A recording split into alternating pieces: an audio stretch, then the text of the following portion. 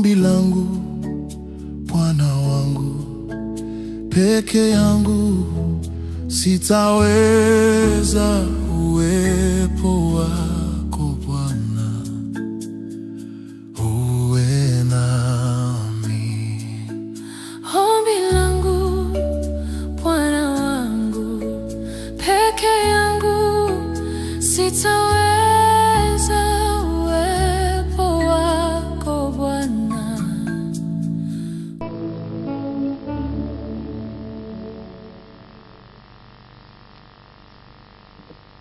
Amen. Amen. Dieu soit loué. Amen. Merci à Cora. Bonjour frères et sœurs. Jambo dada na kaka. Seigneur vous bénisse. Bwana mbariki. Et notre Dieu est digne de gloire. Il est digne d'être adoré. Mungu wetu anapaswa kupewa sifa na kuabudiwa. Parce qu'il est le Dieu vivant. Il est présent partout, il est omniprésent. Eko fasi sote. Il a créé toutes choses. Et il maintient toutes choses en place par sa parole. Alléluia. Na natia kila kitu pa nafasi kupitia neno lake. Il ne change pas. Abadiliki kamwe. Il est toujours le même hier, aujourd'hui et éternellement. Eko yule jana, leo na milele. Mais il est le Dieu d'amour, Ni Mungu mwenye upendo. Dieu de bonté, Mungu mwenye upendo. Dieu fidèle à sa parole, Dieu fidèle à ses promesses. Mungu mkamilifu kuneno lake na Mungu mkamilifu kumaadio yake. Et la Bible nous dit que ses bontés ne sont pas épuisées. Na Biblia inashuhudia kama uzuri wake au yaisha. Et sa bonté pour nous se renouvelle chaque matin. Na uzuri wake unakuja kwetu siku sote asubuhi. Dieu soit loué. Mungu apewe sifa. C'est pour cela, frères et sœurs, Kwa maana dada na kaka, adorons-le, tumwabudu, célébrons-le, tumshangilie, réjouissons-nous de sa présence au milieu de nous. tufurahi kwa uwepo wake kati yetu, Et ensuite, na kisha ouvrons nos cœurs tufungue mioyo pour yetu recevoir. juu ya kupokea. Parce que quand il dit Sababu wakati anasema, dans sa parole que sa bonté se renouvelle chaque matin, anasema uzuri wake unakuja siku sote asubuhi. cela signifie que, Nasema hivi, bien qu'il nous ait bénis, il nous a gardés, il nous a accordé beaucoup de choses dans le passé, hata kama alisha kutubariki na kuchunga siku zinazopita, aujourd'hui encore, leo tena il veut nous bénir. anapenda kutubariki. Aujourd'hui encore, il veut nous manifester sa bonté et sa fidélité. Leo tena anapenda kutuonesha uzuri wake na ukamilifu wake. Alors, comme nous allons le voir tout au long des passages que nous allons partager aujourd'hui, Kama vile tutaiona kumistari hiyo tutasoma leo, Dieu est bon, Mungu ni il mwema, est fidèle, ni mkamilifu. il a des bonnes pensées, des bons projets pour les hommes que nous sommes, Eko na mawazo na mipango mzuri juu ya watu vile et sisi, il nous donne, na anatupatia, il nous a déjà donné. na alisha kutupatia. Le Saint-Esprit nous révèle à travers la parole de Dieu Rome que Takatifu. Dieu a déjà tout donné. Roho Mtakatifu inatufungulia kupitia neno kama Mungu alisha kutupatia. En Jésus-Christ, il nous a tout donné. Kupitia Bwana Yesu alitupatia vitu Il vyote, n'y a rien qui manque. hakuna kitu kinakosa. Dans Éphésiens chapitre 1er, verset 3, il dit Waefeso, barua kwa Waefeso wa Dieu nous kwanza, a bénis de toute bénédiction spirituelle dans les lieux célestes. Mungu alitubariki kwa baraka zote za roho ndani ya mbingu. Gloire à Dieu. Amina. S'il nous a bénis dans les lieux célestes, eh Kama bien, tu- ces bénédictions-là doivent venir se manifester dans le monde visible. Kama alitubariki kule mbinguni, na hiyo baraka inapaswa kutufikia hapa tuione mkimwili. Donc Dieu a déjà tout fait, il a déjà tout donné. Mungu alisha kufanya yote, anaacha kutupatia yote. Ce qui reste, Kitu kinabaki c'est que nous puissions recevoir. ni sisi kupokea. Gloire à Dieu. Amina. Et tout au long des passages que nous allons méditer aujourd'hui, nous allons Mamistari voir yote que tutafakari leo, tout dépend de la réception. inaangalia tu namna gani tutapokea. Pourquoi nous commençons par lire dans l'évangile de Jean Ndio maana tunaanza kusoma mwinjili ya Yohane. Dans le chapitre 1, Yohane wa kwanza, nous allons lire le verset 12 et tutasoma 13. mstari wa 12 na wa 13. Jean 1, 12 et 13. Mais à tous ceux qui l'ont reçu, à ceux qui croient en son nom, elle a donné le pouvoir de devenir enfants de Dieu, lesquels sont nés non du sang, ni de la volonté de la chair, ni de la volonté de l'homme, mais de Dieu. Vous pouvez relire? Suivez bien. Jean 1, 12 à 13. Mais à tous ceux qui l'ont reçu, à ceux qui croient en son nom,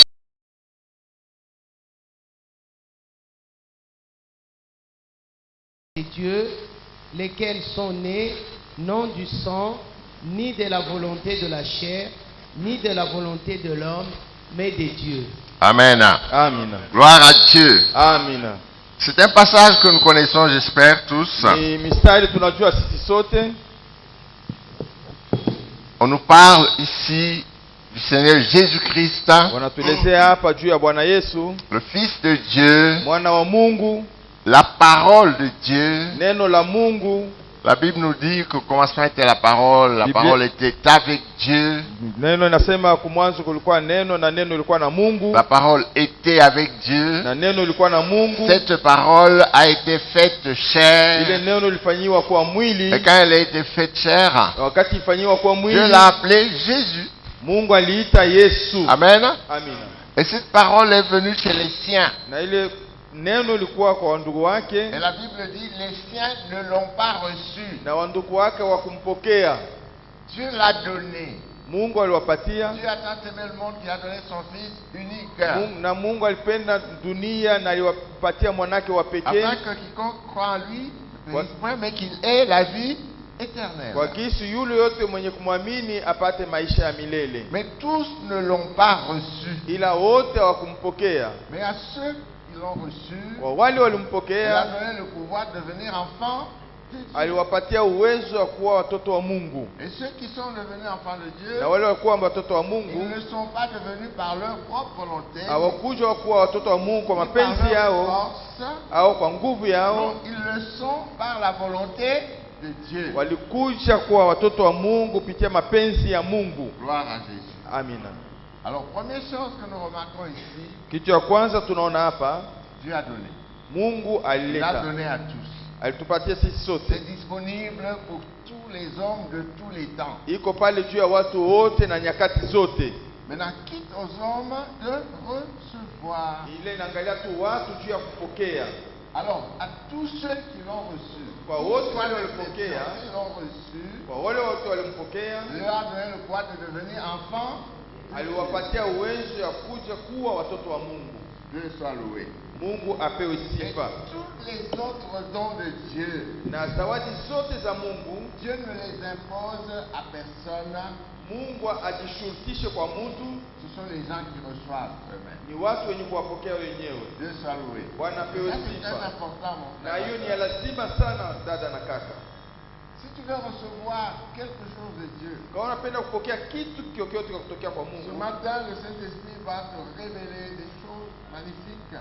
leo asubuhi Roho Mtakatifu itakufungulia vitu Que Dieu vizuri. met à ta disposition. Hiyo par Mungu son alikuletea Fils Christ. kupitia mwanake Yesu Kristo. Si tu les reçois, Kama unayapokea, eh bien, tu vas aussi recevoir tous les avantages que Dieu a réservés pour ces choses. na utapokea faida yote yenye kupitia hiyo. Donc le secret, c'est recevoir. Siri ni kupokea. Dieu soit loué. Mungu apewe sifa.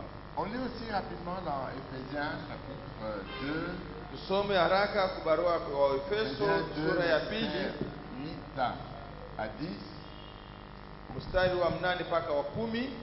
Éphésiens 2, 8 à 10. Éphésiens 2, 8 à 10. Car c'est par la grâce que vous êtes sauvés par le moyen de la foi. Et cela ne vient pas de vous, c'est le don de Dieu.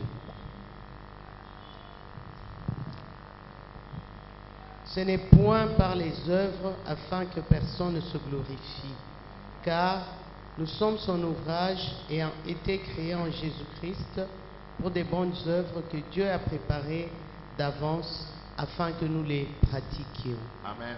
Amina. Donc, ici, ce passage nous rappelle, Hii mistari inatukumbusha Dieu a donné. Mungu Il a donné alileta, à tous les hommes. alipatia watu wote. À ceux qui ont reçu, Kwa wale il walipokea, leur a accordé le pouvoir de devenir enfants de Dieu. alipatia uwezo wa kuwa watoto wa Mungu. Et cela par sa seule grâce. Na hiyo inapitia neema yake tu. Et c'est pourquoi ici l'apôtre Paul insiste dans ce passage d'Éphésiens qu'on vient de lire. Ndio kwa maana Paulo anasema kuiba barua kwa Waefeso, Il dit si nous avons été sauvés et que nous avons reçu le pouvoir de devenir enfants de Dieu, Comme- c'est par la grâce de Dieu. kama tuliokolewa ni kupitia tu neema ya Mungu, C'est pas par les œuvres. haina tu ya vitendo vyetu. Et j'insiste là-dessus. Na hiyo naongeza Parce sana que pale, l'homme est orgueilleux. sababu mtu ni mtu wa kiburi. Généralement, il veut mériter ce qu'il reçoit. Anapenda kuonesha kama ni yeye ile alipata. Il veut poser des actes. Anapenda kufanya Il vitendo, veut faire des choses anapenda kufanya vitu pour qu'on dise juu watu waseme, oui, il a fait ça parce qu'il est fort, il a eu ça parce qu'il est intelligent, il a eu ça parce qu'il est malin. alifanya hivi sababu iko na nguvu, sababu iko na akili, au sababu iko mwerevu. Il y a des gens, par exemple, qui ne travaillent pas, Kuko watu wengine watumike, mais comment on dit, ils escroquent les gens, weko wakorofi, ils manipulent les gens. weko wanahangaisha watu, Même dans les églises, par exemple. hata umakanisa. Il y a des églises qui manipulent les gens pour qu'ils donnent l'argent. Kuko makanisa iko nadanganya watu ili wapate kutoa fedha. Alors ce monsieur-là, il n'a pas travaillé, Ule mtu wa kutumika mais il t'a escroqué. ila Et à anakukorofisha, la fin, il est content, il est fier de lui parce qu'il t'a eu, parce qu'il est intelligent. C'est ainsi qu'il t'a escroqué. na mwisho atajivuna ya kusema iko na akili sababu alikukorofisha.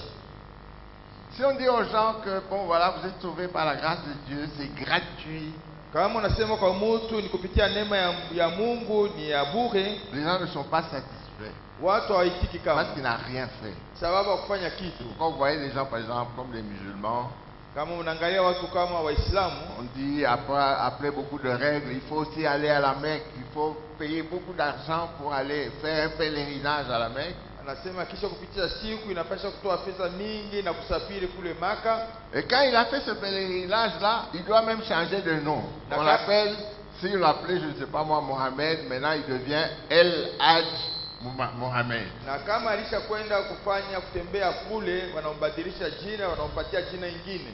Alors, quand il dit El Hadj, ceci, tout le monde dit, ah, celui-là, il est déjà allé à la Mecque. Na kama wanamtaja hiyo jina, nasema huyu alisha kwenda kule Maka. Mais ça, c'est pas n'importe qui.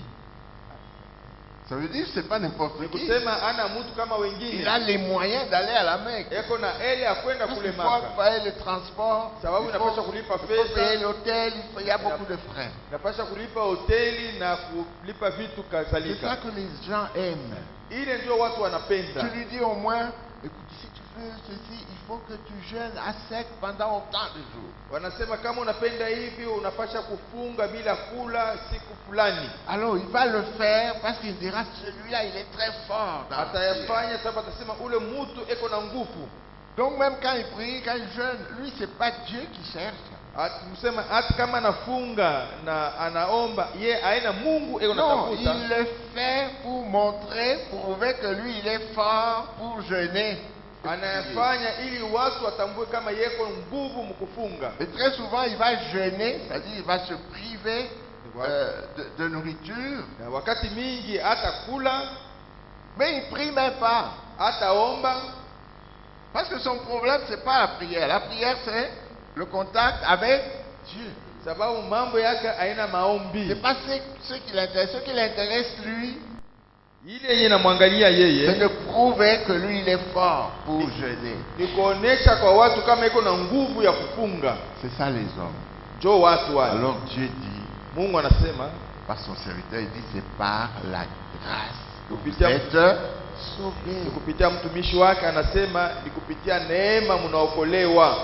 Tout ce qu'il vous demande de faire, Kitu c'est ananiomba par le moyen de la foi, c'est-à-dire avoir la foi, Ni kupitia tu imani, mnapasha kuwa na imani la confiance en Dieu, na kumtumainia la Mungu, confiance en sa promesse, kutumainia la maadi confiance zake, en sa parole. kutumainia neno Tu lake. reçois seulement. Unapokea tu. Dieu soit loué. Bwana apewe Gloire sifa. à Dieu. Mungu Ce n'est asifiwe. pas par les œuvres, Haina kupitia matendo afin que personne ne se glorifie. kwa kisi mtu asipate kujisifu, Parce que c'est Dieu qui a tout accompli. sababu ni Mungu alitimiza yote. Dieu soit loué. Mungu asifiwe. Alors, avant d'aller plus loin, Mbele ya kwenda mbali, je voudrais demander napenda kuomba à celui qui est ici ce matin, kwa yule mwenye kwa hapa kwa asubuhi, qui n'est pas encore un enfant de Dieu, ule hayakuwa mtoto wa Mungu, parce que lui, il n'a pas encore reçu le Fils de Dieu. sababu yeye yampokea mwana wa Mungu. Parce qu'on devient enfant de Dieu Sasa unakuwa mtoto wa Mungu seulement le jour où on prend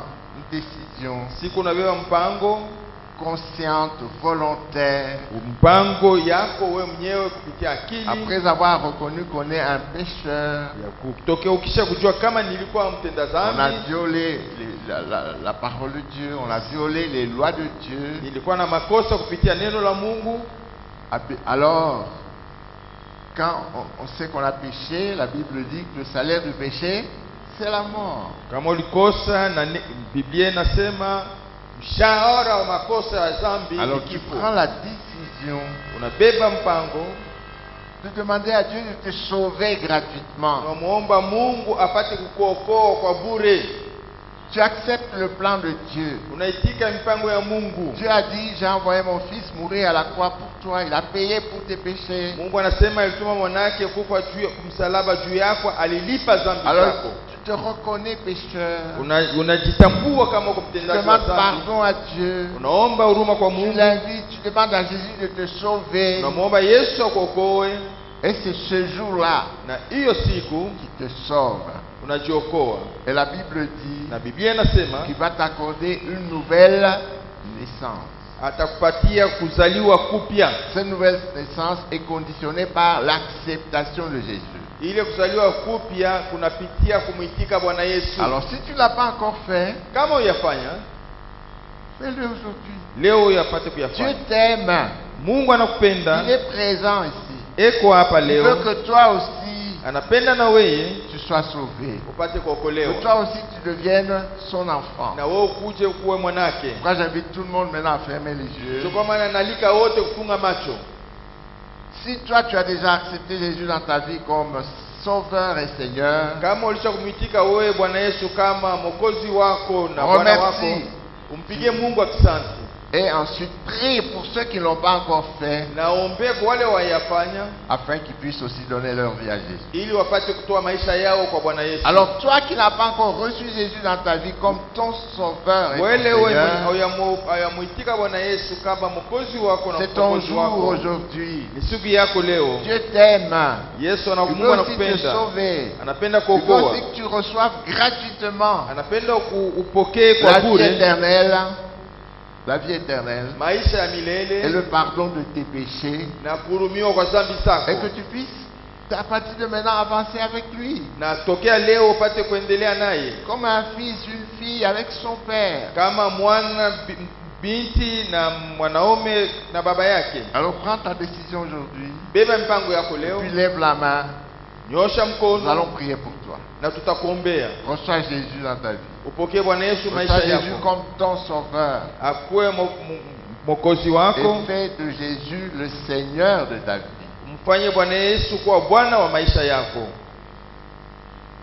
Tu prends cette décision aujourd'hui. Na anabeba hiyo mpango leo. La décision, tu la prends dans ton cœur. Mpango hiyo naibeba ndani ya moyo wako. Dieu voit ton cœur. Mungu anaona moyo Il wako, connaît même tes pensées. anajua mawazo yako. Après avoir pris la décision, maintenant manifeste-la en levant ta main pour que nous puissions prier pour toi. Kisha kubeba mpango, nyoosha mkono ili tupate kuona na tukuombee. Alors qui a accepté Jésus aujourd'hui? Nani anamwitika Bwana Je Yesu suis leo? dit, je me tiens à la porte et je frappe. Bwana Yesu anasema piga odi kumlango, Tu as entendu ta voix, unasikia sauti, accepte-le. umuitike. Et après avoir accepté, manifeste-le. Na kisha kuitika, nyoosha N'aie mkono. pas honte, n'aie pas peur, fais-le avec joie. Hapana kusikia haya, hapana kusikia oga, Dieu ufanye t'aime. hii na furaha, sababu Mungu anakupenda. C'est par amour qu'il te sauve. Kupitia upendo wake anapenda kukuokoa. Sauve-toi de la mort éternelle. ujiokoe kwa maisha ya milele. Qui a accepté Jésus, lève ta main Nani anamuitika Bwana Yesu haya et nous kunyosha allons mkono? prier pour toi. Tutamwombea.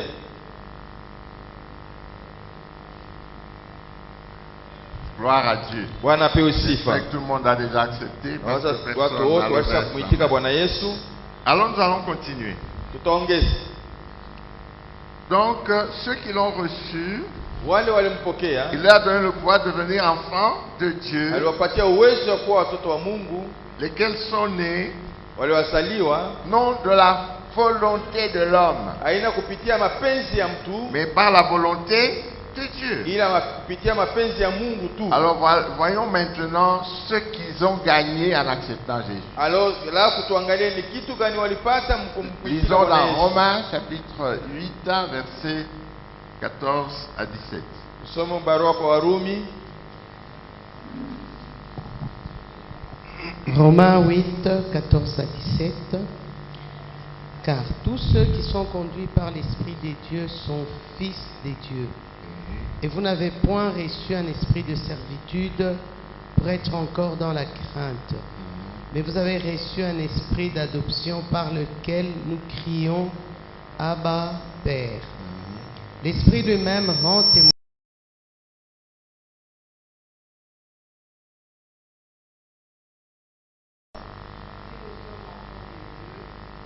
aussi héritiers de Dieu et co-héritiers de Christ.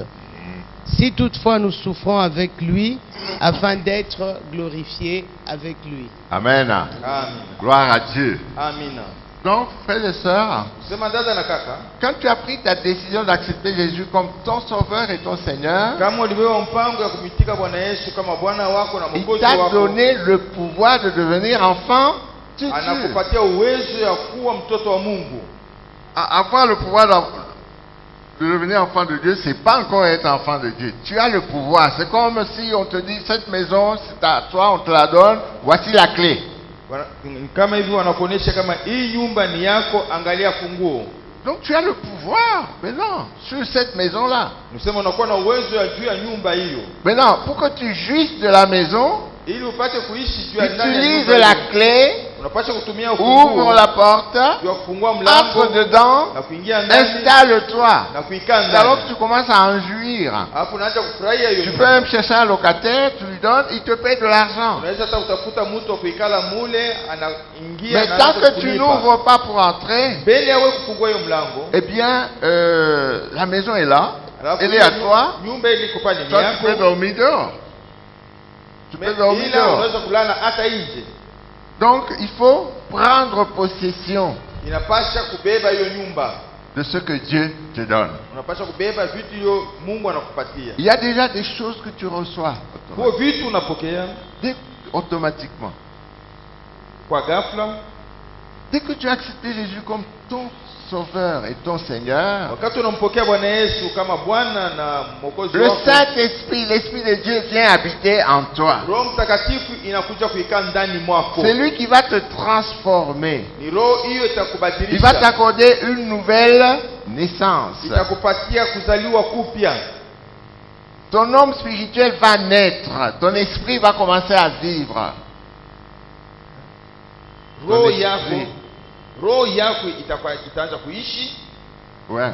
Parce que quand nous lisons, on n'a pas le temps de lire tout ça. On a déjà lu dans Ephésiens chapitre 2, par exemple, vous étiez morts par vos offenses, par vos péchés. Nasema mulikufa kupitia dhambi zenu. Alors quand tu acceptes Jésus, Wakati unampokea le Yesu, Saint-Esprit vient, Roho Mtakatifu inaingia ndani il mwako, fait vivre ton esprit. inaleta uzima kwa roho yako. Alléluia. Amina. Et c'est pourquoi, à partir de ce moment, puisque ton esprit devient vivant, Na kwa njia pale roho yako inakuwa na hai. maintenant, Dieu peut te parler et tu vas entendre sa voix. Mungu anaweza kukuzungumzia na unasikia C'est sauti pourquoi lake. il dit au verset 14 Ndio maana de anasema Romains 8, mstari wa 14, il dit, ceux qui sont conduits par l'Esprit de Dieu sont fils de Dieu. Wale wenye kuongozwa na roho ya Mungu ni wana wa Mungu. Ils sont conduits par le Saint-Esprit parce que le Saint-Esprit leur parle.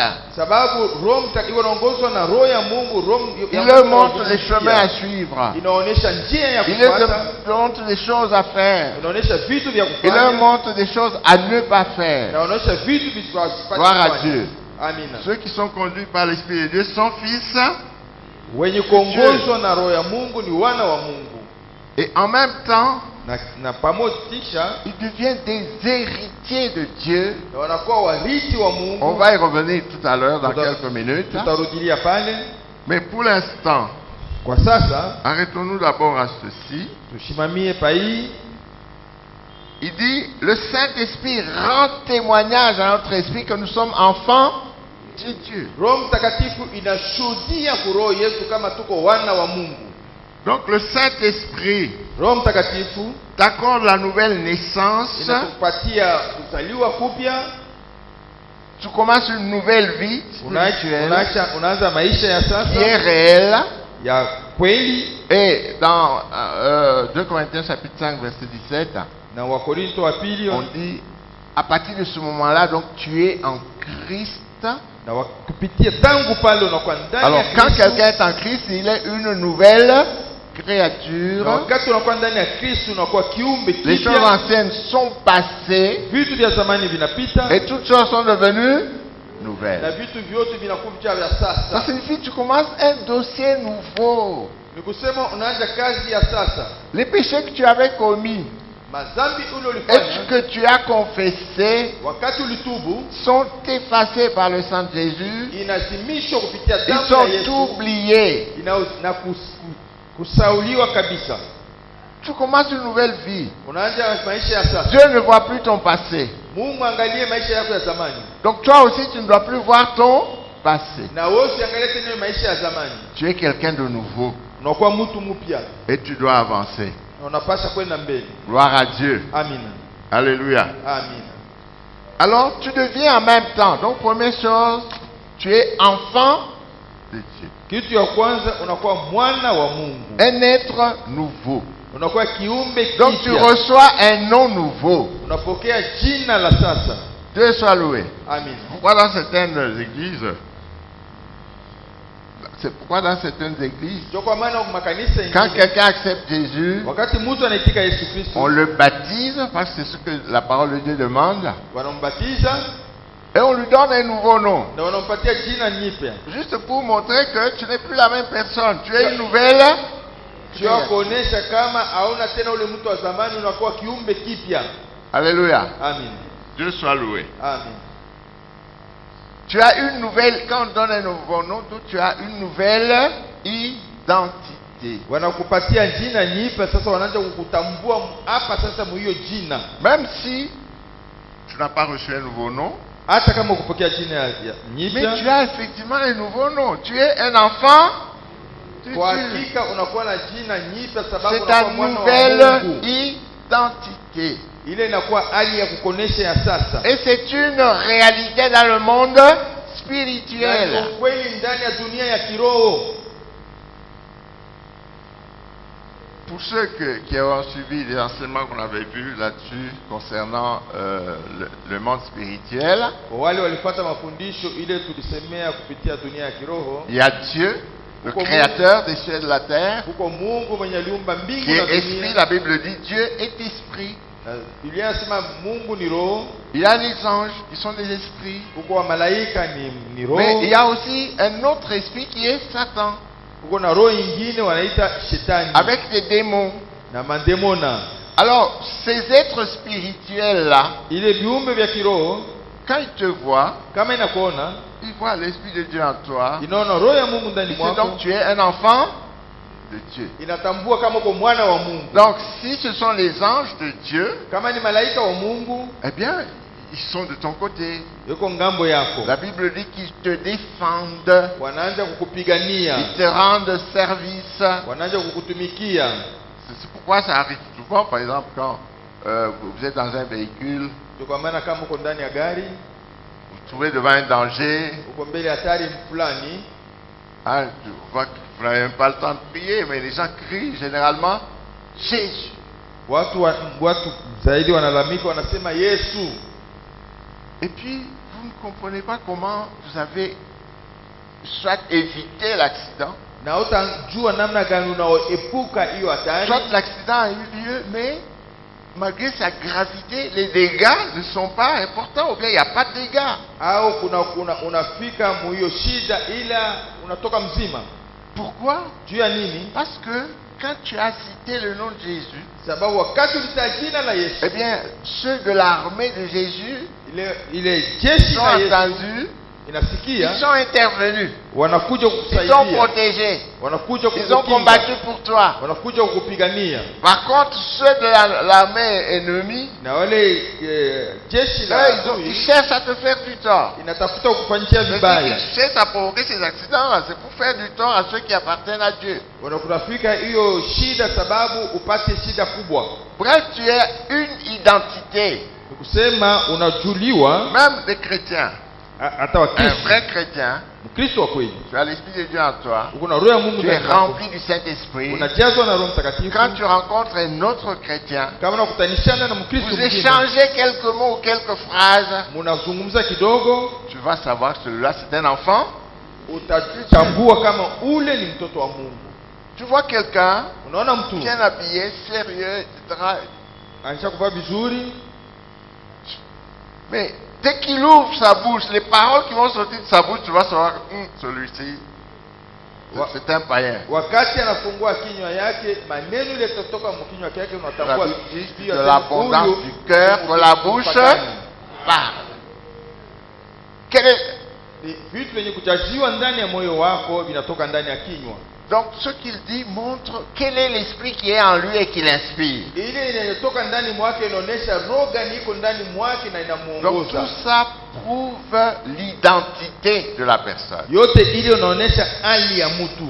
Gloire à Dieu. Amina. Alléluia. Amen. Alors, puisque tu es devenu un enfant de Dieu, Sababu unakuwa mwana wa Mungu. tu as cette nouvelle identité d'enfant de Dieu. Unakuwa na hali ya mtoto wa Mungu. Alors Dieu a préparé pour toi beaucoup de choses. Mungu alitayarisha juu yako vitu vingi. Il les a préparés. Acha uvitayarisha. Tu n'as qu'à les recevoir. Unaweza kwenda tu ni kuvipokea. Tu n'as qu'à en prendre possession. Unaenda kwenda kuvibeba. Alors maintenant, ce que nous devons comprendre aujourd'hui, Kitu tunapaswa kuelewa leo. c'est que les choses que Dieu a préparées, Vitu Mungu alitayarisha. je ne sais pas s'il faut lire ça parce que nous avons lu ça durant toute la semaine, même dimanche passé. Sijui kama tunaweza kusoma. Nous avons lu dans 1 Corinthiens chapitre 2, Kusoma mwa Korinto wa kwanza. l'apôtre sura ya Paul pili. qui dit, nous Mtume Paulo enseignons anasema, au parfait la sagesse de Dieu, Tunafundisha hekima ya Mungu, sagesse mystérieuse et cachée hekima ya siri yenye kufichama. que Dieu a préparée d'avance pour ceux qui l'aiment. Mungu hiyo Mungu alitayarisha tangu Ceux zamani qui kwa wale l'aiment, ce sont ceux qui anapenda. ont reçu son Fils Jésus-Christ comme Sauveur et Wale Seigneur. anapenda ni wale walimpokea Bwana Yesu Qui ont kama reçu Bwana sa wao, parole. Mwokozi wao, walipokea Et neno Dieu les a lake préparés pour eux. na Mungu alishakutayarisha juu yao, Et Dieu leur a révélé ces choses-là par son Saint-Esprit. na Mungu aliwafungulia hiyo kupitia Roho Mtakatifu, Et Dieu les donne par sa grâce. na Mungu anaileta kupitia neema tu. Gloire à Dieu. Amina. Donc, toutes ces choses-là, Nikusema vile vitu vyote dont celles que nous allons voir aujourd'hui, na hii tutaona leo, Dieu nous les donne par sa grâce. Mungu anatupatia tu kwa neema. Alors, nous devons les recevoir si nous les voulons. Na sisi tunaweza kuyapokea kama tunapenda. Parmi ces choses qu'on reçoit, Kupitia vitu vile tunapokea, il y a l'héritage des saints. kuko urithi wa watakatifu. Donc, du fait que tu as accepté Jésus dans ta vie, tu es devenu un héritier de Dieu. Vile ulimpokea Bwana Yesu kama Bwana na Mwokozi wako, unakuwa mrithi. Quand on voit les hommes, Kama tunaona watu, lorsqu'il a des biens kama iko na vitu et qu'il voit que bientôt il va mourir, na ou tayari bien en prévision de la mort, iko na il jitayarisha rédige juu ya un kufa, testament. anaandika testament Dans ce yake. testament-là, il dit à qui il va léguer ses biens. Muyo barua anaandika ni nani atabakia na hiyo vitu. S'il a un seul enfant, il peut dire, bon, il va tout prendre. Kama iko na mtoto mmoja anasema vitu vyote S'il atabeba. y en a plusieurs, il va dire, voilà, hein, ils vont se partager. À celui-ci, je lègue ça, à celui-là ça, à celui-là ça. Kama iko na watoto wengi atasema huyu na kitu fulani, huyu fulani na kitu huyu kitu fulani. Il y a un testament. Kuko barua. De la même manière, Vile vile nous qui sommes devenus enfants de Dieu, sisi wenye tunakuwa watoto wa Mungu. Dieu avait déjà préparé les choses. Mungu alisha kututayarisha vitu. Il a fait un testament Alisha kuandika barua pour nous donner ce qu'il a. juu ya kutupatia ile alisha. Et ce testament, Na hiyo barua le voilà. ni Biblia. On l'appelle la parole. Wanasema neno la Mungu. Et là-dedans, il y a deux parties. Na humu ndani muko vipande viwili. L'Ancien Testament, Kuko agano la kale. qu'il avait fait, qu'il avait adressé spécialement aux Juifs, Hiyo agano la kale inaangalia kwa hakika Wayuda, mais qui concerne tout le monde. ila inaangalia hivi watu wote. Ensuite, il y a le Nouveau Testament, Na kisha kuko agano qui jipya, était fait à la venue de Jésus. ile iliandikwa mkuja kwa Bwana Yesu.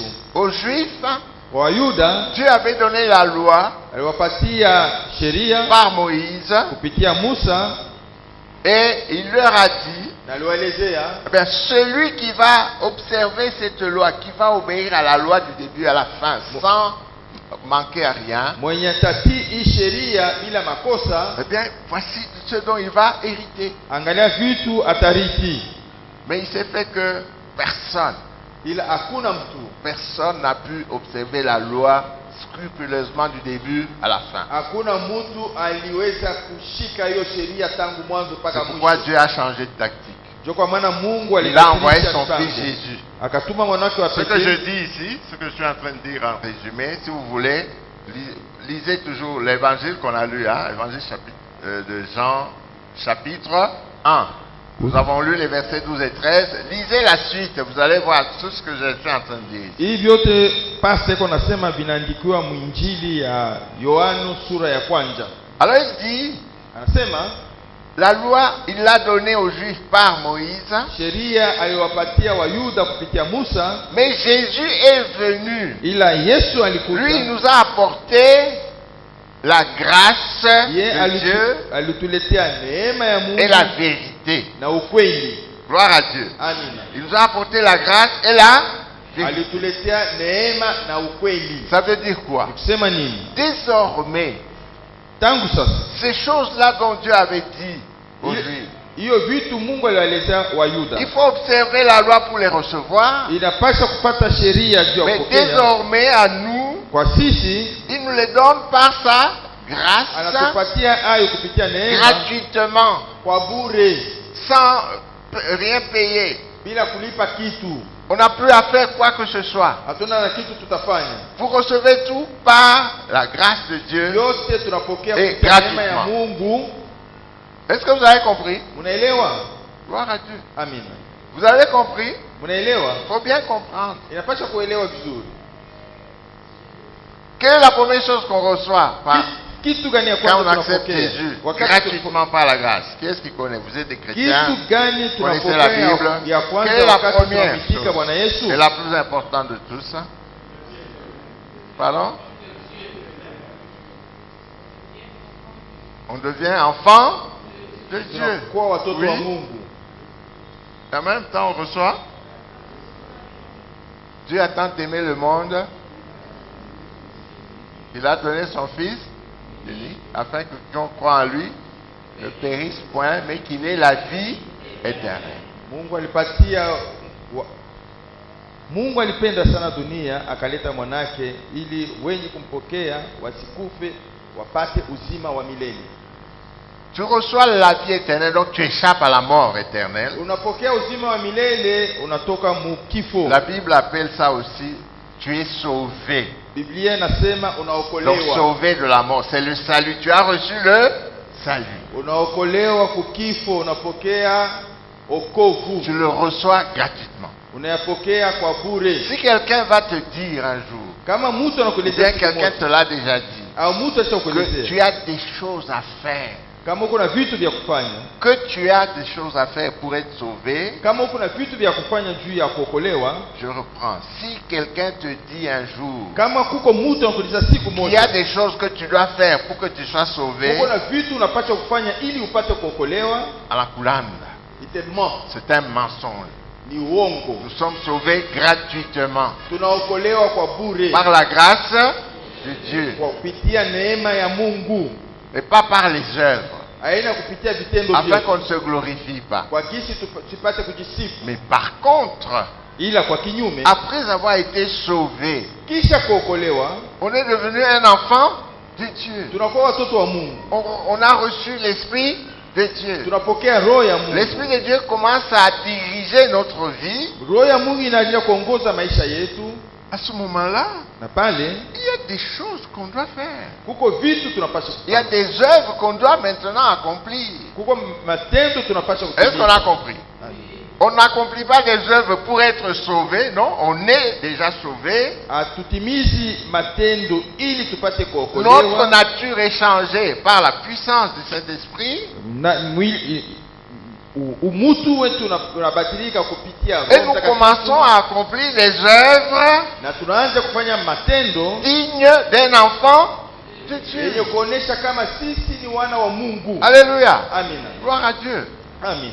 Parce que la Bible dit, on reconnaît l'arbre par son fruit. Biblia inasema tunajua mti kupitia matunda yake.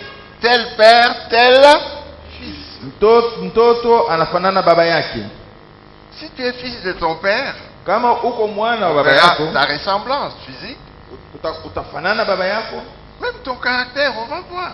hata tabia Toi, tu yako es moja fils de tel, moja. ah oui, je comprends. Je connais son père, il est comme ceci et comme cela. Kupitia tabia yako unaweza kusema namjua baba yake, C'est eko la même hivi, eko chose. hivi. Un enfant de Dieu, Na ikiwa il mwana a wa le Mungu, caractère de Dieu, son père. kupitia tabia ya Mungu Il porte le fruit du Saint-Esprit. unabeba matunda ya Roho Mtakatifu. Est-ce qu'on a compris? C'est ça Tunaelewa? la différence des œuvres que nous faisons. Jo inachana na matendo tuko tunafanya. Dans les religions des hommes, Dini ya watu on impose aux gens des choses à faire pour recevoir le salut. wanawaelezea watu wafanye vitu fulani ili wapate wokovu. Comme personne ne sait accomplir des œuvres pour se sauver. Kama vile hakuna mtu anaweza kutimiza hiyo vitendo Alors ili dans apate ces kuokolewa. religions-là, aucun n'est sûr d'être sauvé. Na kupitia ile hakuna mtu kona hakikisha kusema alisha kuokolewa. Prenez les témoins de Jéhovah par exemple. Tunabeba wa Les témoins de Jéhovah, ochitawa c'est pas des chrétiens. hawana wa Kristo. Ils n'ont pas reçu Jésus dans leur vie. Hawampokea Bwana Yesu maisha yao. Alors ils ont des règles.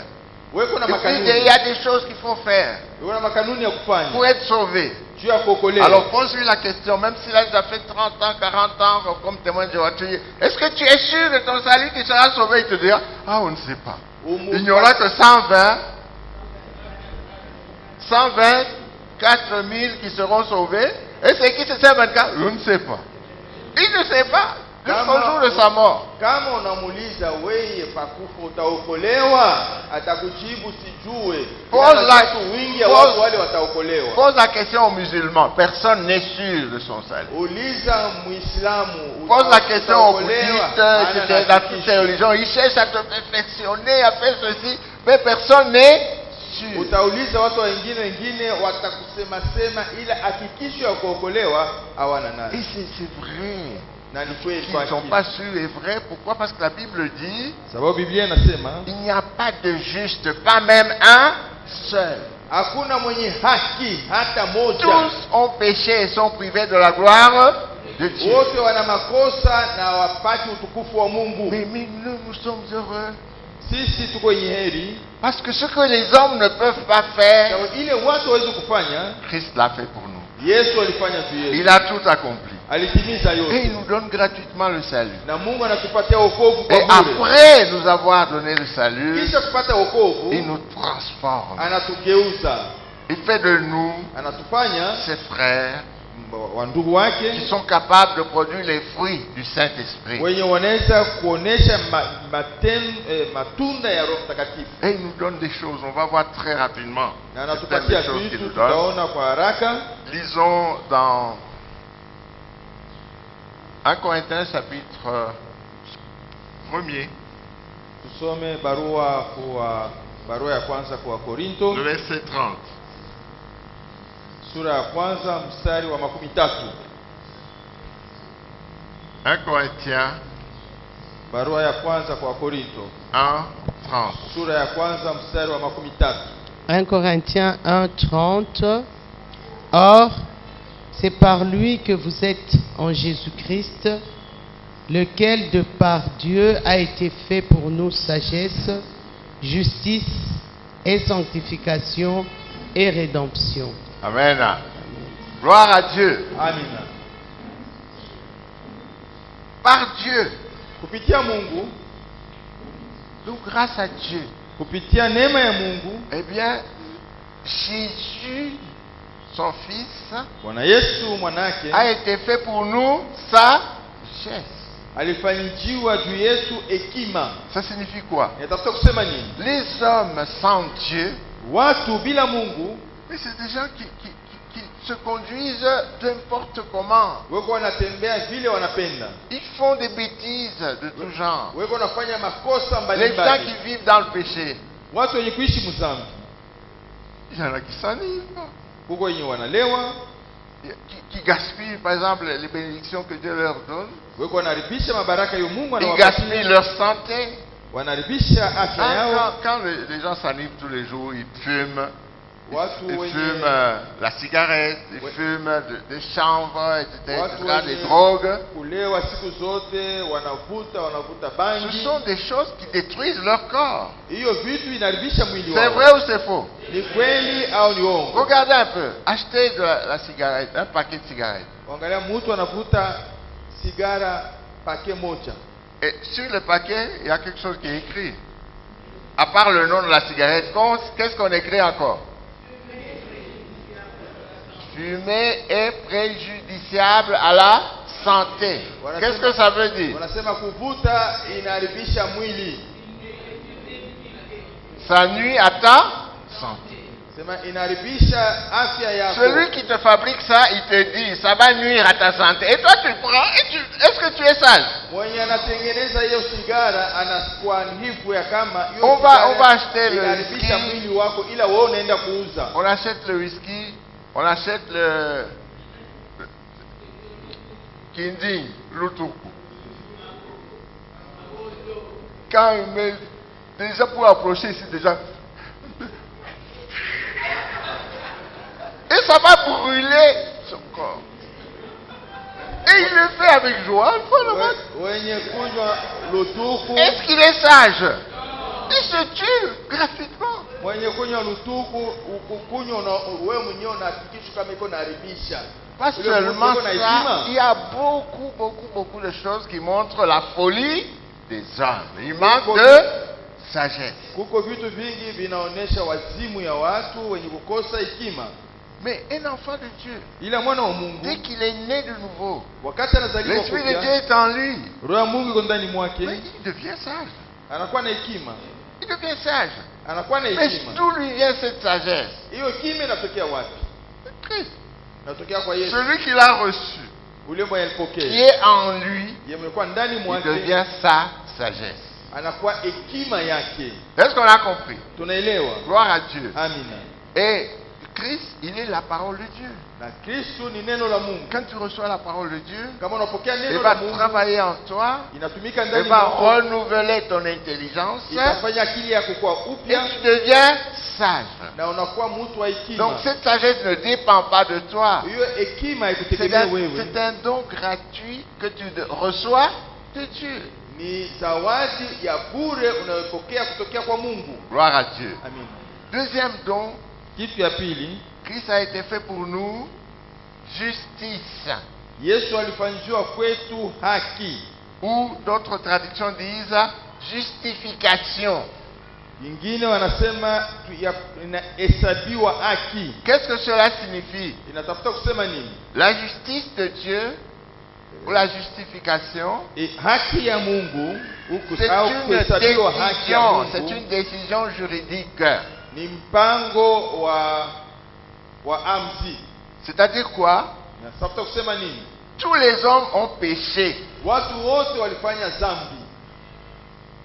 Et le salaire du péché, c'est la mort. Na mshahara ya dhambi ni kifo. Tous les hommes devaient mourir éternellement, la mort spirituelle éternelle. Watu wote walipasha kufa mkiroho. Mais Dieu a dit, Ila Mungu si anasema quelqu'un accepte son fils comme sauveur, mwenye kumpokea mwanake kama ses mwokozi, péchés seront pardonnés. dhambi zake zitahurumiwa. Non seulement ils seront pardonnés, ils seront effacés, Haina tu itahurumiwa na ils seront itasimamishwa, complètement oubliés. na wataisahau. Alors, il a signé Na anatia kisari ça s'appelle comment? Amnistie? Oui, une ordonnance de quoi? D'amnistie. On appelle ça comment encore?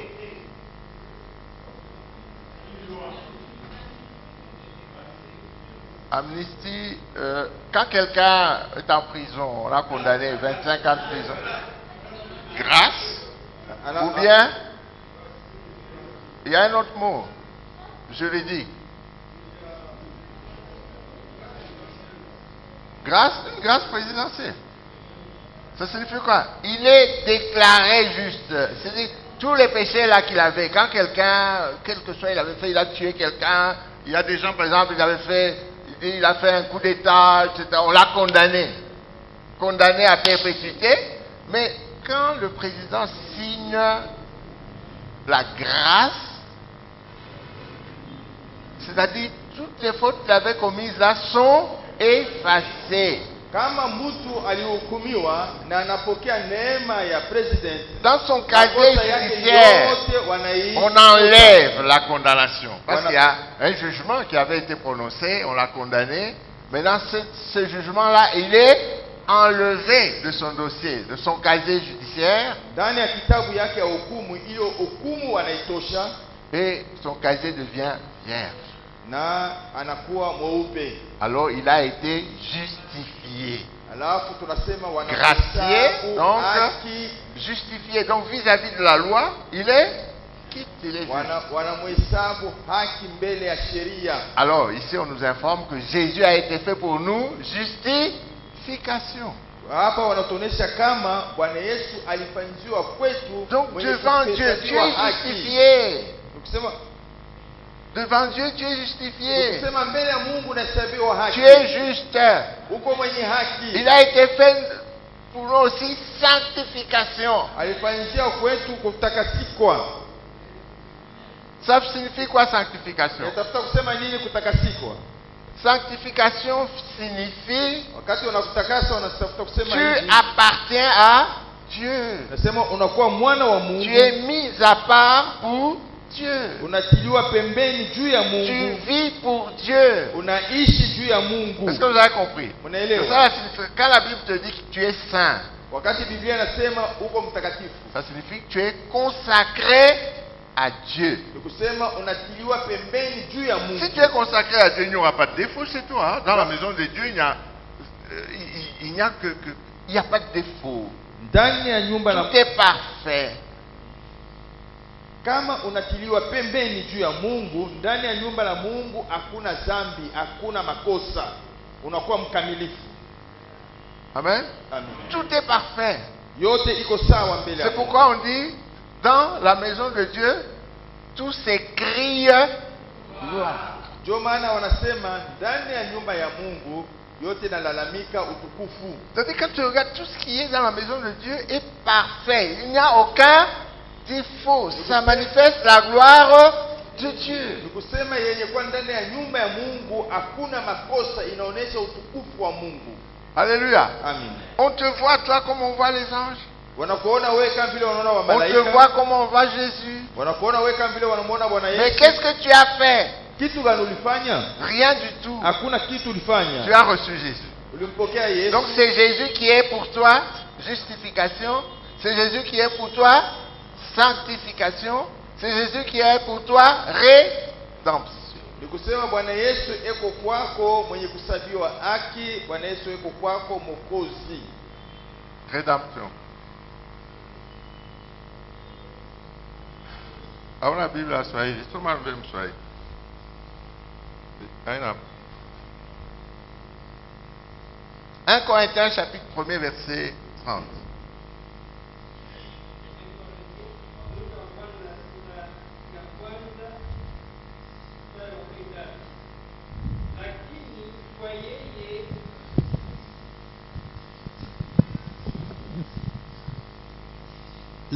Lakini kwa yeye nini katika Yesu aliwafanyizwa na Mungu kuwa kwetu akili na haki na utakaso na ukombozi.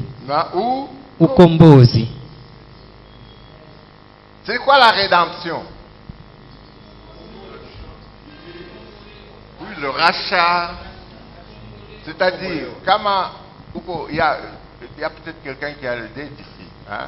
Nous avions prié dernièrement pour que Dieu paye nos dettes et il y a quelques frères qui ont témoigné ici comment Dieu a payé leurs dettes. Gloire à Dieu. Eh bien, ils ont reçu la rédemption. Est-ce que vous avez compris? Tu as une dette? Oui. Composé. C'est ce que tu avais dit. Gloire à Dieu. Amen. Composé. Alors, comboa. Donc, il a payé le prix de tes dettes. Tu es quitte. Alilipa madeni zako zote. Dans tout ça, tu n'as rien fait. Hakufanya kitu. Tu reçois seulement. Unapokea kwa Tu bure. reçois Jésus. Unampokea Yesu. Tu as reçu le salut. Unapokea Tu as wokovu. reçu la justice. Unapokea haki. Tu as reçu la sagesse. Unapokea hekima. Tu as reçu la sanctification. Unapokea utakaso. Et tu as reçu la rédemption. Na unapokea kuokolewa. Gloire à Dieu. Amina. Il a payé la dette de tes péchés. Alilipa deni za dhambi zako. Même la dette en francs que tu devais aux gens. Kama ungaye na madette. Même les dettes de Jésus t'a racheté. Bwana Yesu aliku Reçois. Pokea. Reçois sa rédemption. Pokea wokovu wake. Alors dis-lui aujourd'hui dans la prière. Alafu mweleze leo maombi. Sasa unilipie ili madette ulibifanya dans le monde spirituel, sasa ubifanye dans le monde physique. Et dis au Seigneur, ce que tu as fait dans le monde spirituel, fais-le dans le monde physique. Reçois-le. Pokea. Gloire à Dieu. Amen. Alors maintenant, il y a quelque chose de très important que nous devons Kitu ya comprendre. lazima natafuta kuonyesha. Dans le monde naturel, Mu dunia yenye kuonekana. ton père ou ta mère ou je sais pas moi, ta tante, Babako, mamako, ton shangazi oncle, yako au mjomba il a wako fait son testament, alifanya barua. il t'a légué, il t'a donné quelque chose. Alikupatia kitu Supposons que ce soit un bâtiment au ni nyumba anakupatia avec d'autres biens. na ingine vitu. Est-ce que tu en es propriétaire automatiquement? Ile vitu vinakuwa vyako kwa Oui ou ghafla. non? Est-ce que tu en es propriétaire? Unakuwa vitu vyako kwa ghafla. Souvent, tu ne sais même pas. Zaidi Tu haujui n'es même pas au courant. haujui hata kama. Et il faut qu'il y ait des gens de bonne foi pour t'appeler et dire, mais tu sais qu'il y a un testament ici Inapaswa kuwe watu wa roho mzuri wa en kuleta ton kama nom. huko barua mwa walisha kualiandika. Donc tu dois connaître. Alors quand tu vas découvrir ça, Wakati utavumbua hiyo, qu'est-ce que tu dois faire? kitu gani utafanya? Il faut aller chez le notaire. Unapaswa kwenda Ah, kule tu kwa cherches un bon avocat Kwa honnête. notaire. Hein? Vous allez chez le notaire, unapaswa kwenda kule kwa notaire ils vont ouvrir le testament juu ya afungue hiyo barua et vous lisez. na mnasoma Qu'est-ce qu'on t'a légué? ni vitu gani Tu walikupatia. découvres. Unafumbua. Alors tu dis, tu peux refuser, hein? Unaweza ukata. Parce qu'il y a des testaments où on écrit, voilà, je lui donne ce bâtiment-ci, mais à condition que Palatengi Amo avait un cambouang. Il fait la condition, il ne faut pas dans cambouang, on est après. On te donne une maison avec condition. Accepter ça à condition que tu prennes en charge aussi des grands-parents. Or, les cambo, les batoto, on sait qu'on a boulot, c'est bon, Les grands-parents là ont dit qu'elle est sorcière. Qu'est-ce que tu vas dire? Oh, mais s'il faut vivre avec ça, il est nyumba, puis ça y va. Il a dit non, moi je n'accepte pas cette maison, je n'accepte pas cet héritage. Mais tu dis oui, oui, je vais prendre la maison.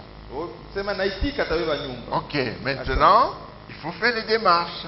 Sasa unapasha Il faut aller au kuanza cadastre, kwenda avec kule le kadastre, testament, na testament avec yako, les documents de la maison, na pour mabarua qu'on la yote ya mette en ton nom. kwa gisi hiyo nyumba waitie mjina yako. Et maintenant, tu cherches où sont les clés, tu prends les clés et tu prends possession de ta maison. Na kisha utatafuta wapi kuko mafunguo, kisha unaingia En nyumba d'autres yako. termes, Natafuta kusema hivi, ce qui t'a été donné gratuitement ile balikupatia kwa bure par un testament, kupitia hiyo barua, il faut que tu l'exiges, il faut que tu le réclames. unapasha Mais kuiomba. c'est à moi. Unasema ni yangu. Alors il faut qu'on régularise les papiers. Hapo unapasha kutengeneza Parfois tu mabarua. trouves quelqu'un qui est déjà là-bas. Non, l'oncle quand il était encore vivant, il m'a donné. Il dit non, oui, maintenant ça m'appartient. Tu Watasema dois sema, utakisha unasema hii nyumba inakuwa ni yangu. Est-ce qu'on a compris? Tunaelewa? De la même manière, Vile vile tout ce que Dieu a préparé pour nous dans notre héritage, yote Mungu alitayarisha nous kwetu. devons juu ya chercher à le urithi wetu. connaître Tunapasha et nous kuijua devons l'exiger. na tunapasha Nous kuiomba. devons le recevoir Tunapasha kuipokea pour que nous puissions en profiter. ili tupate kuitumikia. Est-ce qu'on a bien compris? Tunaelewa? Gloire à Dieu. Amina. Donc c'est maintenant ta responsabilité. Nikusema ile na kuangalia wewe. Déjà, c'est la première chose dont nous venons de parler ici. Kitu ya kwanza tunasemea hapa, La justice de Dieu.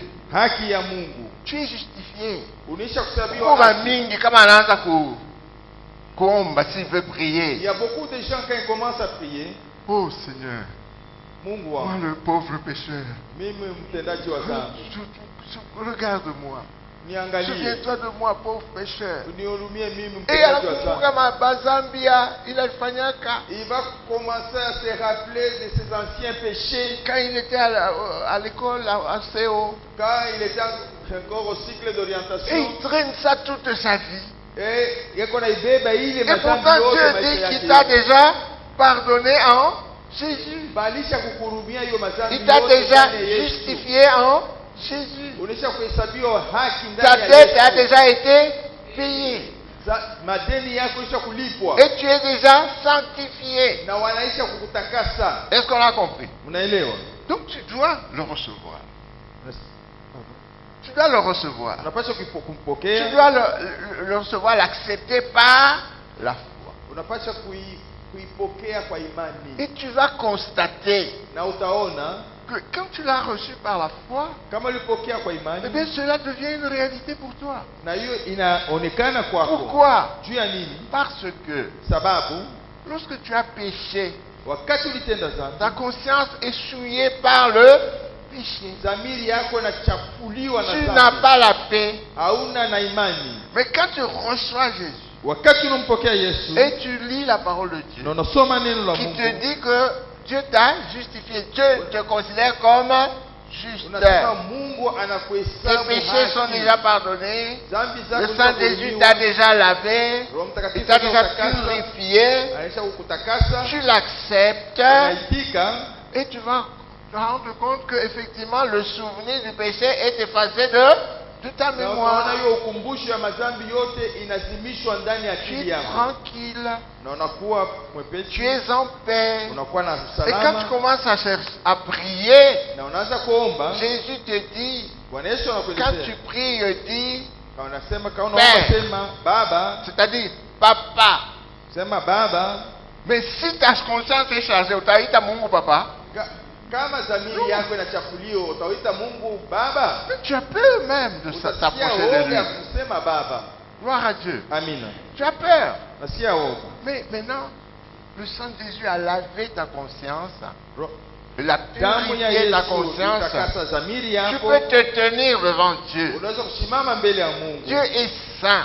Mungu ni mtakatifu, Malgré sa sainteté, na kupitia utakatifu tu wake t'approches de lui. unaweza kumkaribia Parce que toi aussi tu es saint. sababu na wewe unakuwa mtakatifu. Tu as été rendu saint Unafanyiwa kuwa mtakatifu par le sang de Jésus qui t'a lavé. kupitia damu ya Yesu. Est-ce qu'on a compris? Amen. Et c'est ainsi que Ndio pale dans tes prières, tu vas t'approcher de Dieu avec assurance, utamkaribia Mungu kwa maombi yako na hakikisho avec une foi pleine. na imani ya kujazwa. Gloire à Dieu. Amen. Et c'est à ce moment-là que tu vas même commencer à comprendre la parole de Dieu. Na pale utaanza kuelewa neno la Mungu. Il y a des gens qui souffrent Kuko watu wanateswa de maladies. na magonjwa. Des maladies, il y a des maladies qu'on appelle les maladies. Pardon? Incurables. Huko ile magonjwa wanasema hawezi kupona na dawa. Et tu as telle maladie, oh, c'est toute ta vie. Nasema ile magonjwa yako ya maisha yako yote. Oh, c'est une maladie générationnelle. Depuis Wanasema longtemps. hiyo ni magonjwa ya kizazi. Mais la Bible dit Biblia inasema que l'Éternel, Wa ton milele. Dieu, ton Père, baba yako non seulement il guérit, non seulement il pardonne toutes les iniquités, haina tu kusema anakurumia juu ya dhambi zako mais zote, aussi il guérit toutes les, ila anaponya magonjwa yako quel que yote. soit leur qualificatif. Fuatana na vile wanaita. Même si on dit qu'elle est incurable, Hata kama wanasema yeye kuponya na dawa, mais lui il a guéri. Mungu anaisha kuiponya. Gloire à Dieu. Amen. Je vous avais donné des témoignages ici, Nimpatie ushuhuda des hapa choses qu'on a vécues. ya vitu Un tuliishi. frère pour qui on a prié, Ya ndugu mmoja tulimwombea, son cœur était abîmé. roho yake ilikuwa imesha kuharibika. Le médecin qui l'a soigné pendant plusieurs années, Mganga ule alimtunza miaka mingi. il a dit maintenant c'est fini, on ne peut plus rien faire pour toi. Wanasema hapa sasa hakuna kitu tunaweza kufanya juu yako. Prépare-toi, Ujitayarishe, tu ne vas pas dépasser 3 mois. hautapitisha miezi 3 tu vas mourir. Donc la médecine ne peut plus rien faire. Ni kusema waganga hawezi kufanya tena kitu.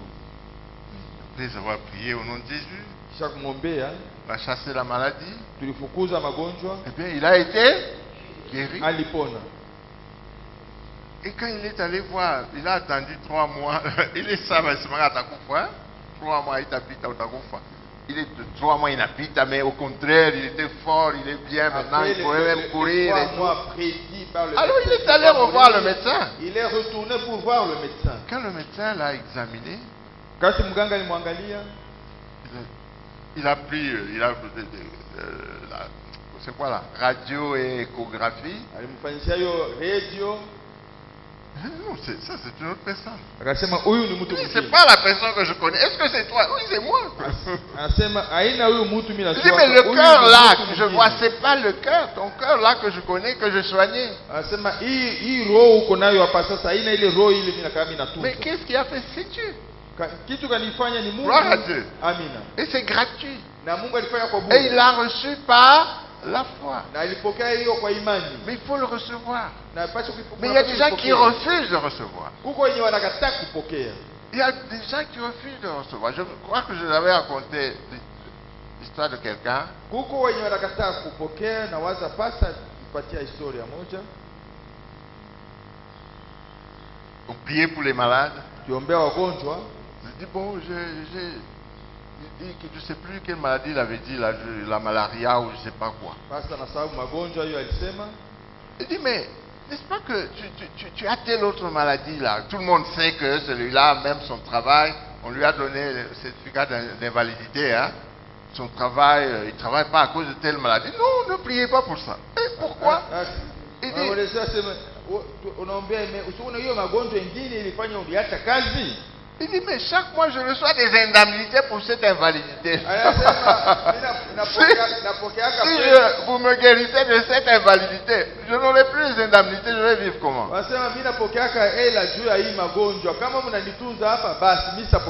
Dieu donne gratuitement, mais il y a des gens qui refusent de recevoir le don gratuit de Dieu.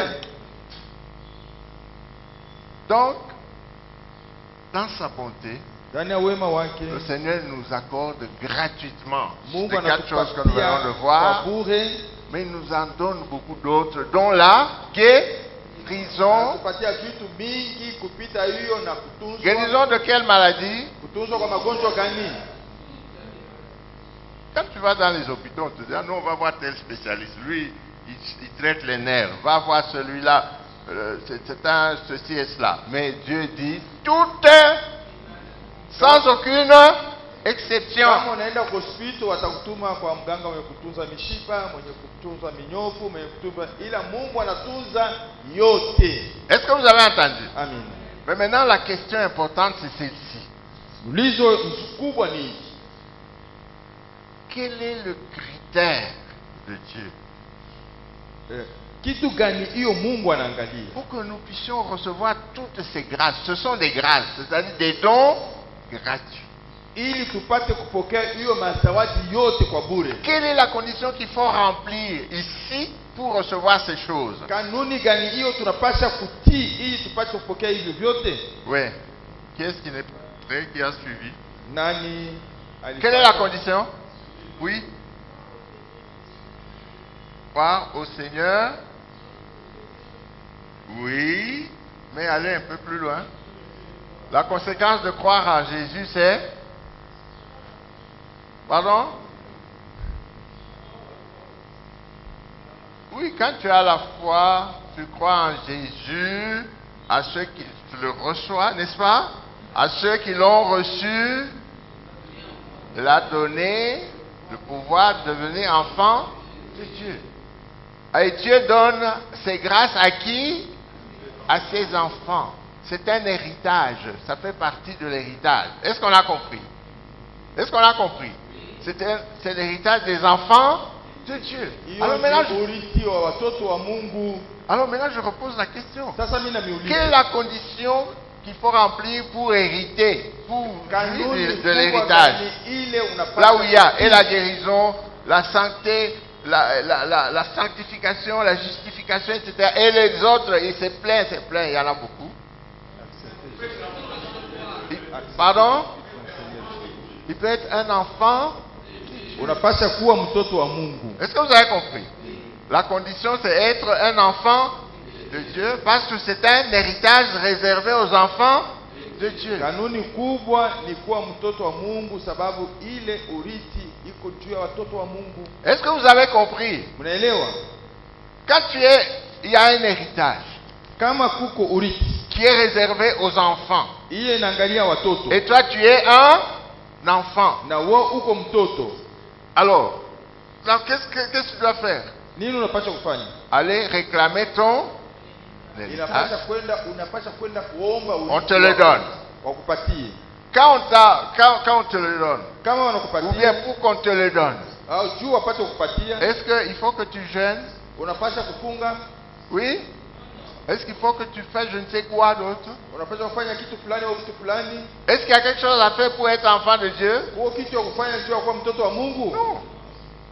À part le fait de recevoir Jésus, kumpokea Bwana Yesu, le Saint-Esprit fait un miracle. Roho Mtakatifu inafanya muujiza. Il fait de toi un enfant de Dieu. Inakufanya wewe unakuwa mtoto wa Mungu. Et cela te donne maintenant le droit de recevoir tout ce qui est réservé aux enfants de Dieu. Ile inakupatia uwezo ya kuwa mrithi wa mtoto. Maintenant, s'il faut prouver quelque chose, pour avoir ton... Kama unapaswa kuonesha kitu, c'est juste ta carte d'identité. Dire, moi je suis un tel, fils de un tel. Ni hiyo kitambulisho yako ile inapaswa kuonesha kama mimi niko mtoto wa fulani. Je kama unasikia. Muna comprendre. Je dis tout ça, Jumuyu asema. Je dis tout ça pour que vous sachiez. Pour accéder à votre héritage d'enfant de Dieu, tout ce qu'il vous faut, c'est de connaître votre identité d'enfant de Dieu. Parce que si tu ne connais pas ton identité que tu es un enfant de Dieu, tu n'accéderas jamais à ton héritage. Je me rappelle il y a quelques années, il y a beaucoup d'années maintenant, il y a une famille là non, deux enfants, deux messieurs, un homme et une femme. Ils vivaient à la Kenya là. C'était des métis. Kulikuwa watoto wawili walikuwa C'était des métis. walikuwa wameti. Celui qui m'a, moi je les connaissais, je les voyais, mais celui qui m'avait raconté l'histoire que je vous dis, c'était un collègue, c'était mon collègue de service, il était le pasteur aussi, qui était leur voisin. Walikuwa wale watoto wa mzungu walikuwa wajirani. Alors, ils vivaient là comme des Congolais, là, pauvres et tout ça, pendant des années. Ils avaient déjà dans la quarantaine. Walikuwa pale wa maskini. Un jour, Siku moja, eh bien, quelqu'un vient chez eux. mtu mmoja anakuja kwao. Il se présente, il a trouvé la dame, je crois que c'était l'homme. Il a trouvé. Il dit, est-ce que c'est toi un tel? Il dit, oui, c'est moi. Anauliza, wewe ni fulani? Asa ndio, ni mimi. Est-ce que tu peux, demain, voici, regarde, voici ce papier-là, une invitation. Présente-toi demain au consulat de Belgique. Angalia aliko yako, unapasha kwenda kule ku consulat ya Belgique. Et le lendemain, il s'est présenté. Na kesho yake akaenda fika pale. Et quand il est arrivé là-bas, Wakati et alifika pale, tu as une sœur qui s'appelle telle. Il dit, oui. asa uko na Où dada est-elle? yako? Non, elle habite à Likasi. Il dit, est-ce que tu ne peux pas la faire venir? Anakalaka kulikasi, unaweza kumuita? Il dit, vous êtes des enfants de un tel. Asa mko mtoto wa mtu fulani? Non. Il dit, oui, il y a un monsieur là, un Belge, et tout ça. Il avait vécu ici au Congo et tout ça. Asa Pendant la colonisation. kukole Et mzungu puis, il mmoja est parti. alikuwa hapa, alikuwa Et il dit, Belgique, akaenda. c'est votre papa. Ah. Nous savons que maman nous disait que notre papa c'était un blanc. Sisi tunaweza sema mama yetu atuelezea sema baba yetu ni Il mzungu. travaillait quelque part. Il avait dit, je ne peux pas te voir avec tes enfants là-bas. Et il est déjà parti il y a longtemps. Alikuwa tumika fasi fulani, alikuwa sema Nous, on ne l'a jamais connu, on ne connaît même pas son nom parce qu'il avait interdit à maman de donner même son nom. Il lui avait juste laissé de l'argent. C'est ainsi qu'elle avait acheté la maison ici à la Kenya. Alimsaidia kama mama akauza nyumba kule ku Kenya. Alors il dit, oui, il y a le monsieur tel. Sasa kwa mtu fulani Il est mort. anakufa. S'il avait dit ça à votre maman, c'est parce qu'il avait une famille en Belgique, il avait sa femme avec quelques enfants.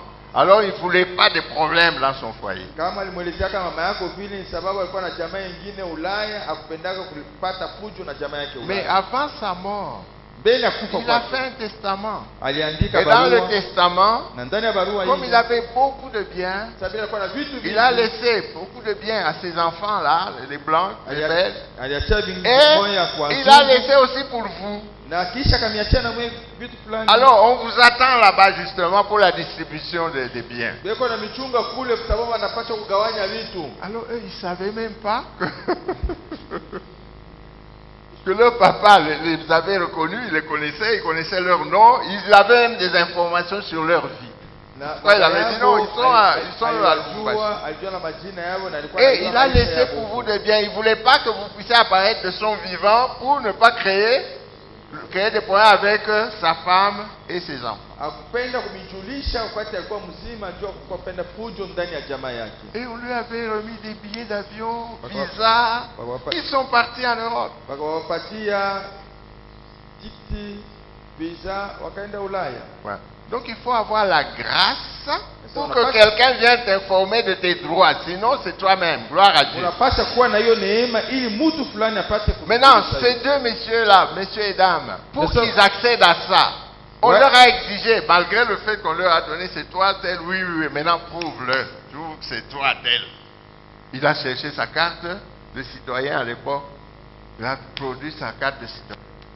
juu ya kuwafikisha kupata hiyo, walipasha kuwa na vitambulisho yao na wakaenda kuonesha Date vitambulisho. de naissance, Mwaka wa kuzaliwa, le nom de sa maman, jina ya mama, le nom du père, il n'y avait rien. jina ya baba, kukwe kitu. Parce que la maman, elle ne voulait pas, elle a respecté ce que son monsieur-là lui avait dit. Et on a vérifié, oui, c'est vrai, né à tel endroit. La date, c'est la même date. La maman, c'est la même maman. Il dit donc, mama ni fulani, asa kweli ni mwei. et c'est ainsi qu'ils ont accédé à leur héritage. Ndio pale walifika kupata urithi wao. Pourquoi je vous dis tout ça? Sababu ya nini nanielezea hii?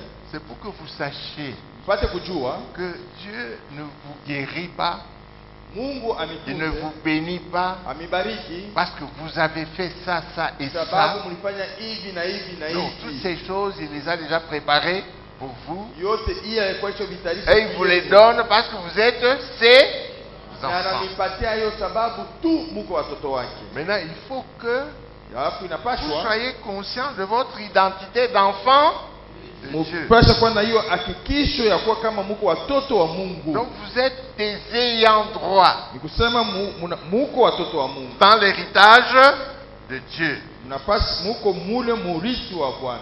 Est-ce qu'on a compris? Amen. Gloire à Dieu. Amen. Bon, on peut lire un dernier passage. Tusome mstari wa mwisho. On peut lire rapidement dans Éphésiens chapitre 1er.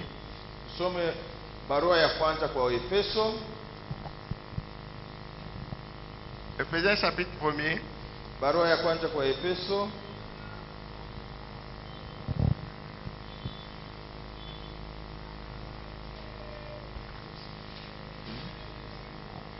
Ah.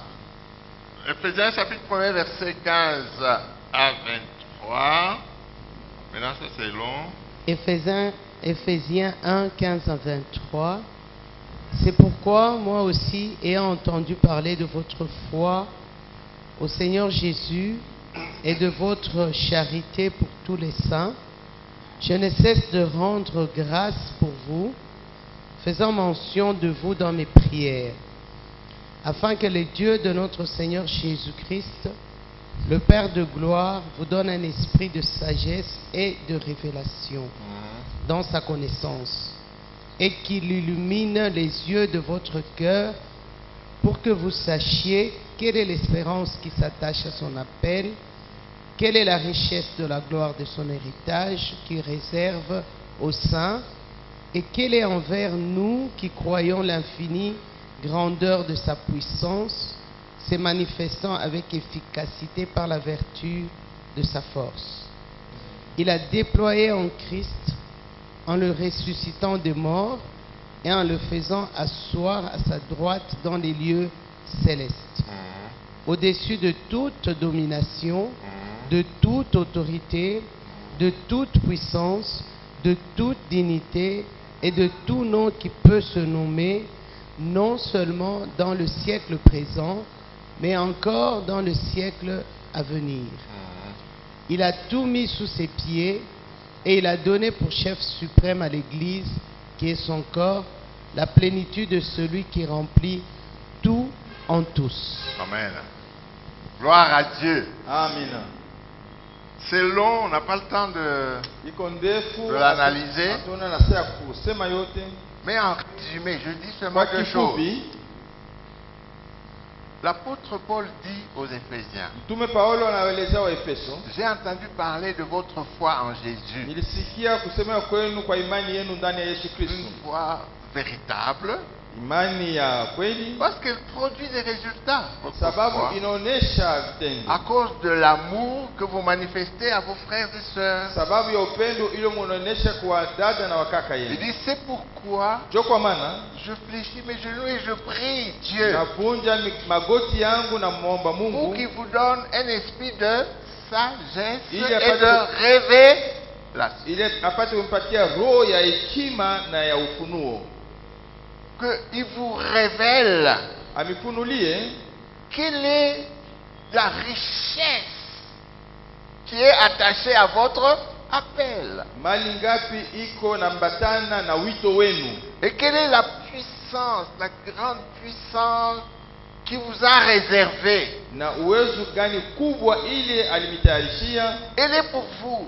iko yenu. C'est cette puissance-là qui avait même ressuscité Jésus d'entre les morts. Ni hiyo uwezo ilimfufua Yesu kati ya wafu. Alors vous avez besoin de recevoir la sagesse de Dieu. Muna lazima ya Vous kupokea avez besoin hekima ya de Mungu recevoir l'esprit de révélation na mnapaswa kuwa na roho ya ufunuo pour que vous puissiez comprendre ili mupate kuelewa que Dieu, quand il vous a appelé, ya kama wakati Mungu alimiita c'est pour vous faire accéder aussi à l'héritage des saints. ni juu na mwe mupate kupokea urithi wa Et cet watakatifu, héritage na hiyo urithi comprend la puissance du Saint-Esprit. ndani ya hiyo urithi muna uwezo wa Roho Cette Mtakatifu, puissance qui n'a pas de limite. na hiyo uwezo haina na mpaka. Cette puissance qui est capable d'aller ressusciter Jésus qui avait fait déjà 3 jours dans la Ile tombe. uwezo ilikuwa na nguvu ya kufufua Yesu Il l'a siku tatu ressuscité. ndani ya kaburi,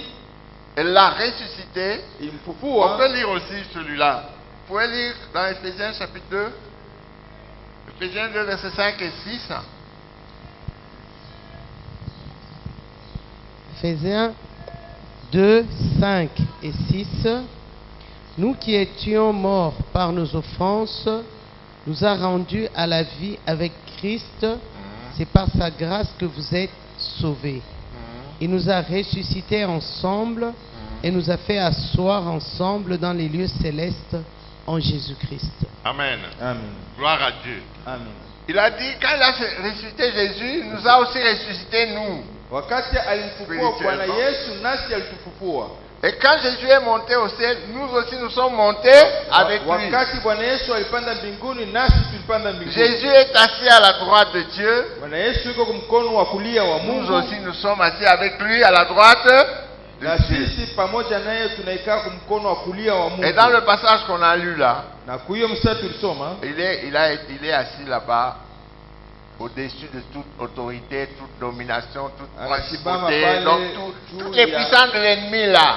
ya juu ya Sont uwezo sous wote ses ya pieds. maadui yote iko chini ya miguu yake. Et lui, Jésus, a été fait chef de l'Église. Na Yesu alifanyiwa kuwa mkubwa wa kanisa. L'Église qui est son corps. Kanisa hiyo mwili wake. Gloire à Dieu. Amina. Est-ce que vous comprenez ça? Unaelewa hiyo? Donc pendant que tu es ici, Wakati uko hapa, assis sur cette terre, uko hapa dunia avec des problèmes, na magumu, mais puisque tu as accepté Jésus comme ton sauveur et ton Seigneur, sababu ulimuitika Bwana Yesu kama Bwana na Mwokozi wako, Dieu, dans le monde spirituel, t'a ressuscité avec lui, ndani ya dunia ya kiroho Mungu alikufufua il naye, t'a placé en lui, Jésus.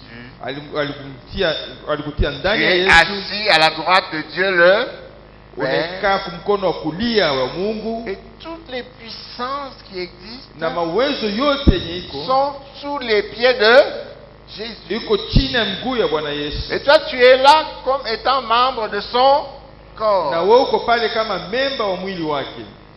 Supposons que tu sois un doigt dans le corps de Christ. Kusema kama uko kilole yake ndani ya mwili wa Par Yesu. rapport aux démons, où es-tu? Kuangalia na mandemona uko wapi? Où sont les démons? Jésus est assis à la droite du Père. Bwana Yesu eko kwa mkono wa Où kulia sont wa les Mungu. démons? Mademona iko wapi? Sous les pieds de Iko Jésus. chini ya. Et toi, tu es un doigt dans le corps de Christ. Où es-tu? Na wewe uko kilole ndani ya mwili wa Bwana Yesu. Uko Où wapi? es-tu? Uko wapi? Au-dessus des... Uko Les juu- démons sont où par rapport à toi? Mandemona iko wapi? Patana. Sous tes pieds. Iko chini ya miguu yako. Est-ce qu'on a compris? Unaelewa? Parce que nous faisons partie du corps de Christ. Sababu sisi kwa Donc, viungo mademo vya mwili weko wa chini Kristo. ya mikulu yetu. Alors les démons sont sous nos pieds. Est-ce que tu vas encore trembler devant les démons? Utatetemeka tena mbele ya mandemona? La sorcellerie, c'est une œuvre des démons. Ulozi ni kazi ya Toi, tu es assis mandemona. avec Christ. Woko À la naika droite na de Yesu, Dieu, le Père. Tu vas kumkono encore wa kulia wa trembler. Baba. Est-ce que tu vas encore trembler? Utasikia tena oga La sorcellerie. ya ulozi. Oh, blosi, oh, sangazi, oh, Oh, ceci. sorcier, tante, ainsi de suite. Tu as comme héritage Uko na urithi la puissance du Saint-Esprit. uwezo wa Roho Mtakatifu. Et cet héritage, Na hiyo tu urithi ne le reçois pas parce que tu as fait quelque chose. hauipokee sababu ulifanya tendo Tu le fulani. reçois parce que tu es un enfant de Dieu à Unaipokea cause de ton sababu identité. uko mtoto wa Mungu. Et c'est cette puissance justement Na hiyo uwezo qui te permettra maintenant de commencer à vivre comme un enfant de Dieu. itakusaidia uanze kuishi kama mtoto wa Tu Mungu. auras la victoire sur le péché. Utakuwa na ushindi Parce que juu ya cette dhambi, puissance est en toi. C'est elle qui va te sababu donner la hiyo victoire. uwezo iko juu yako. Donc ce n'est pas ton mérite à toi. Haina seme ile, C'est le mérite de la puissance de Dieu qui est en toi. haina sema unapasha kuwa na hiyo unapata ni juu huko ndani ya Yesu. Vous avez compris ça? Mnaelewa? Gloire à Dieu. Amen. Maintenant, qu'est-ce qu'il vous reste à faire? Kitu gani mbakilia kufanya? Au début, j'avais dit ceci. Mbele nilielezea, Dieu nous a donné. Mungu Dans alitupatia. son amour et sa bonté, il nous a donné. Ndani ya upendo wake Il nous alitupatia. a tout donné gratuitement. Alitupatia yote kwa bure. Par manque de temps, Sababu sina na nous saa. n'avons pas cité même pas la moitié de tout ce que Dieu nous a donné dans son héritage. Hatukutaja hata kipande ya vile vitu Mungu alishakutupatia. Alors, qu'est-ce que nous avons à faire? Kitu gani tunapasha kufanya? Recevoir. Tunapasha kupokea. Reçois, tout simplement. Pokea tu. Gloire à Dieu. Amina. La prochaine fois, Siku inayokuja nous verrons d'autres choses que nous devenons quand nous recevons. Si tu reçois, kama unapokea, si tu acceptes de recevoir, kama unaitika nous allons kupokea, voir d'autres choses que nous allons acquérir. tutaona vitu vingine vile tutapokea. Mais ces choses-là existent déjà. Na hiyo vitu viko Elles sont déjà préparées par Dieu. visha kutarishiwa na Elles Mungu nous appartiennent, na ni vyetu, pas à cause de ce que nous avons fait, haina sababu ya matendo mais à yetu cause de ce que kufanya, Jésus a fait. ni sababu ya hilo Bwana Yesu Ce n'est alifanya. qu'une grâce. Ni neema tu. Gloire à Dieu. Amina. Et alors, qui veut recevoir Nani anapenda kupokea?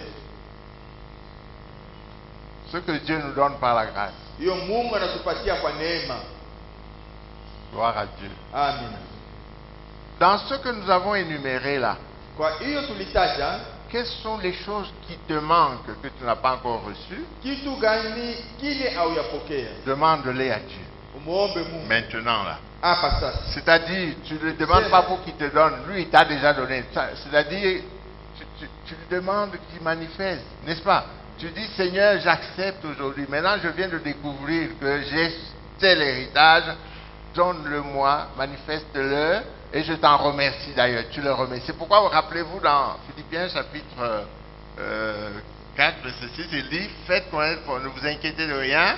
Faites connaître vos besoins à Dieu par des prières et des supplications, mais avec des actions de grâce. Pourquoi actions de grâce? Parce que tu sais déjà, Dieu t'a déjà donné.